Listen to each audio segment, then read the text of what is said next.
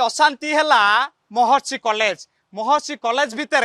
गोष्ठी संघर्ष देखा मिली उभय गोष्ठी मुहामुही होती पूर्वर एने बचसा होता परवर्ती मुहूर्त में शहीदनगर थाना अभियोग होता ए घटना को पुलिस तदंत करुवा बेले आज एक कला रंगर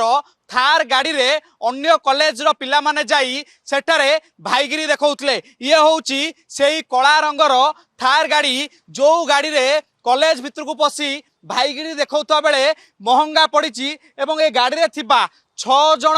छात्रों को एवं शहीदनगर थाना पुलिस अटक रखी पचराउचरा करुछि से जगार पशि किभली भावे गंडगोल करथिले एवं को उद्देश्य रखी से जगह को जाइथिले से नहीं समस्त दिग को नहीं पचराउचरा चली जेते बेले महर्षि कॉलेज भितर सिक्यूरिटी थिबा अवस्था रे एमाने भितर को पशिथिले एवं दबंगिरी देखौथिले सेते बेले सेमानकु